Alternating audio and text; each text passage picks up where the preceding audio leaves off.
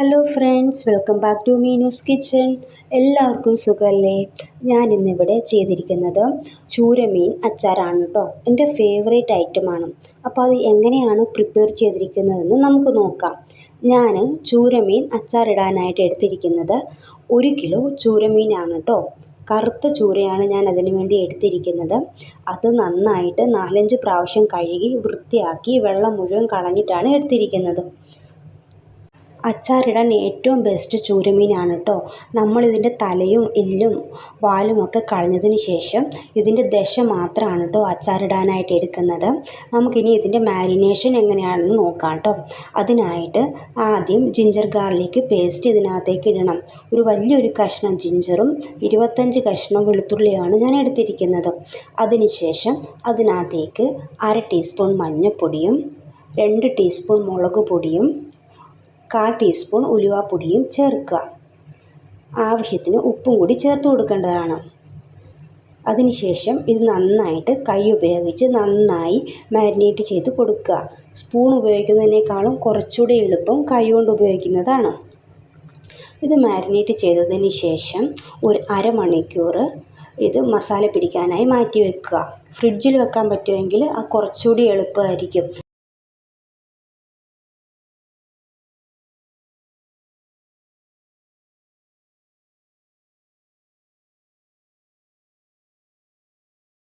അരമണിക്കൂറിന് ശേഷം ഈ മാരിനേറ്റ് ചെയ്ത് വെച്ചിരിക്കുന്ന മീൻ നമുക്ക് വറുത്തെടുക്കാം. അതിനായിട്ട് ഒരു പാൻ വെച്ച് അത് നന്നായി ചൂടായതിന് ശേഷം 1 കപ്പോളം വെളിച്ചെണ്ണ ഒഴിച്ചു കൊടുക്കുക.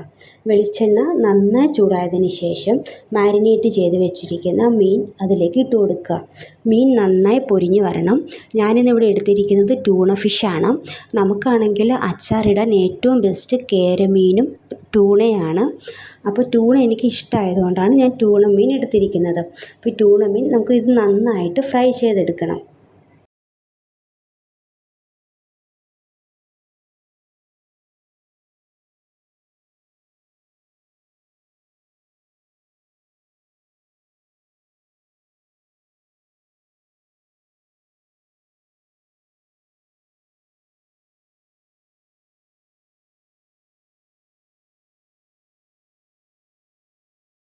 മീനിൻ്റെ ഒരു വശം നന്നായിട്ട് വെന്ത് വന്നിട്ടുണ്ട്.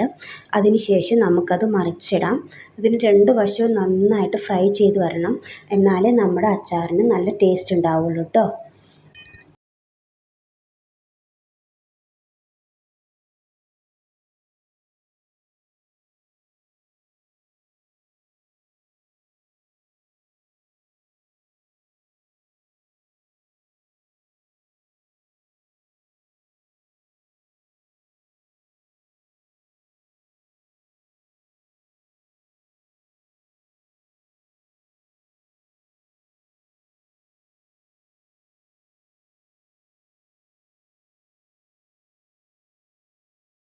നമ്മുടെ മീൻ ഇവിടെ നന്നായിട്ട് ഫ്രൈ ചെയ്ത് വന്നിട്ടുണ്ട്. നമുക്കിനി പാനിൽ നിന്ന് മറ്റൊരു പാത്രത്തിലേക്ക് അത് കോരി വയ്ക്കാം കേട്ടോ.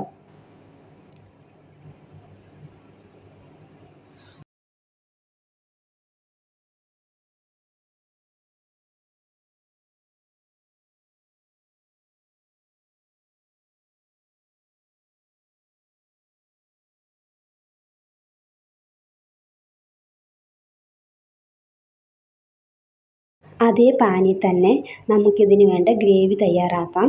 ഒരു പാൻ വെച്ച് ചൂടാക്കിയിട്ട് അതിനകത്തേക്ക് ആവശ്യത്തിന് 1 സ്പൂൺ കടുക് പൊട്ടിക്കുക. അതിനുശേഷം 1 സ്പൂൺ ഉലുവ.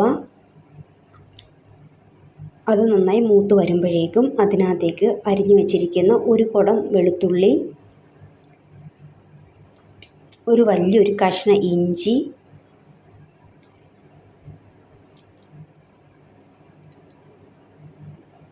ആവശ്യത്തിന് കറിവേപ്പില, പച്ചമുളക് ഇതെല്ലാം ചേർത്ത് നന്നായിട്ട് വഴറ്റിയെടുക്കണം. ഇത് നന്നായി മൂപ്പിച്ചെടുക്കണം കേട്ടോ. വെളുത്തുള്ളിയും ഇഞ്ചിയും കറിവേപ്പിലയും പച്ചമുളകും എല്ലാം നന്നായിട്ട് മൂത്ത് വരണം. കാരണം ഈ അച്ചാർ നമുക്ക് കുറേ നാൾ ഉപയോഗിക്കാനുള്ളതാണ്. നന്നായി മൂത്താൽ മാത്രമേ അത് കേടുകൂടാതെ ഇരിക്കുകയുള്ളൂ കേട്ടോ. അപ്പോൾ അത് നന്നായിട്ട് മൂപ്പിച്ചെടുക്കണം. ഇനി നമുക്ക് ഇതിനകത്തേക്ക് മസാല ചേർക്കേണ്ടതാണ്. ആദ്യം നമുക്ക് 1 ടീസ്പൂൺ മഞ്ഞൾപ്പൊടി ചേർക്കണം. അതിനുശേഷം നമുക്കിതിനകത്തേക്ക് ഒരു 2.5 സ്പൂൺ മുളക് പൊടി ചേർക്കണം കേട്ടോ. നല്ല എരിവുള്ള മുളക് പൊടിയാണ് ചേർക്കേണ്ടത്. അപ്പോൾ അത് ചേർത്ത് കൊടുത്തിട്ട് ഇത് നന്നായി മൂപ്പിച്ചെടുക്കുക. ഇതിൻ്റെ പച്ചമണം മാറുന്നത് വരെ നന്നായിട്ട് വഴറ്റിയെടുക്കണം.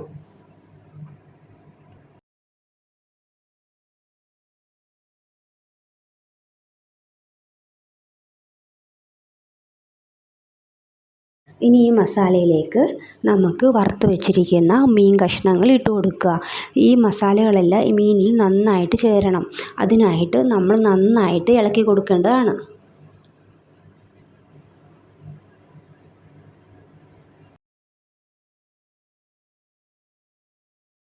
ഈ അച്ചാറിലേക്ക് നമുക്ക് ചേർക്കേണ്ടത് കായപ്പൊടിയാണ്.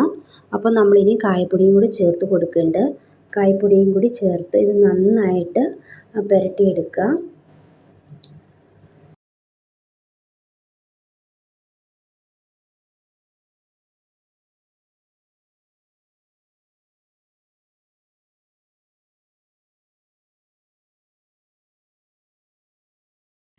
ഈ മീനച്ചാർ നന്നായി തണുത്തതിന് ശേഷം മാത്രം നമുക്കിതിനകത്തേക്ക് സുർക്കയും കൂടി ചേർത്ത് കൊടുക്കണം. വിനാഗിരി ഇതിനകത്ത് നന്നായി ചേർത്ത് കൊടുക്കുക. വിനാഗിരി ഒഴിക്കുന്നത് കൊണ്ട് ഈ മീനച്ചാറാണെങ്കിൽ കുറേ നാൾ കേടുകൂടാതിരിക്കും. നമ്മുടെ അച്ചാറിന് ഇരട്ടി സ്വാദും ഉണ്ടാക്കും കേട്ടോ. അതിനാണ് നമ്മൾ വിനാഗിരി ചേർക്കുന്നത്. ചൂടോടുകൂടി നമ്മൾ വിനാഗിരി ചേർക്കാൻ പാടില്ല. തണുത്തതിന് ശേഷം മാത്രമേ ചേർക്കാൻ പാടുള്ളൂ കേട്ടോ. അപ്പം ഇതാണ് കേട്ടോ നമ്മുടെ മീനച്ചാർ. എല്ലാവർക്കും ഇഷ്ടപ്പെട്ടു എന്ന് വിശ്വസിക്കുന്നു. ഇഷ്ടപ്പെട്ടാൽ ലൈക്ക് ചെയ്യണേ. നിങ്ങളുടെ അഭിപ്രായങ്ങൾ കമൻറ്റ് ചെയ്യണം കേട്ടോ. പറ്റിയ വെച്ചാൽ സബ്സ്ക്രൈബ് ചെയ്യണേ. Thank you. Thanks for watching.